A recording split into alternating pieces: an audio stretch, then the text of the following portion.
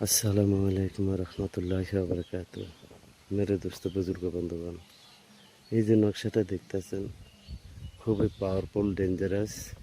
এই কবজ হলো বানমারা কবজ। শত্রুর উপরে বানমারা। এই কবজ লেখার নিয়ম হলো বিষখালী দ্বারা মার্কিন কাপড়ের উপরে লিখিবেন। লিখে শত্রুর নাম, শত্রুর বাবা মায়ের নাম বসায় দেবেন। ঠিক আছে? তারপরে বসানোর পরে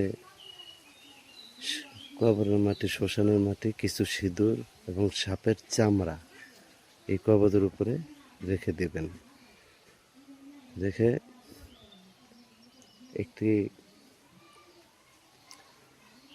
এই কবজটাকে পোটলা বানাবেন। পোটলা মানে বেঁধে একটা পোটলা বানাবেন। এভাবে 3টা কবজ বানাবেন। একটি কবজ কবরে সুদ ঘুষ খায় মানে অ্যাক্সিডেন্টের কিংবা জালিম কবরে গেড়ে দেবেন। আরেকটি কবজ শত্রুর যে পথে চলাচল করে সেই পথে গেড়ে দেবেন। আরেকটি কবজ যে কোনো গন্ধ দ্বারা, তেল মানে কেরোসিন কিংবা পেট্রোল দ্বারা কবজটা আগুনে জ্বালায় দেবেন। শত্রুর নাম আছে, শত্রুর রাশি আছে, শত্রুর রাশির সেতারা আছে, সেতারা ধরে কাজ করবেন। ইনশাল্লাহ 1000% রেজাল্ট পাবেন।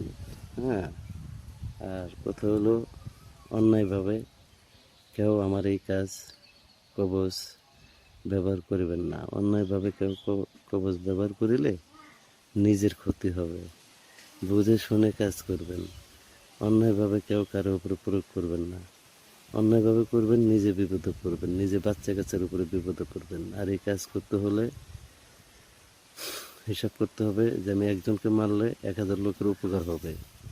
ওই ধরনের লোকের উপরে এই যন্ত্র প্রয়োগ করবেন, তাছাড়া না।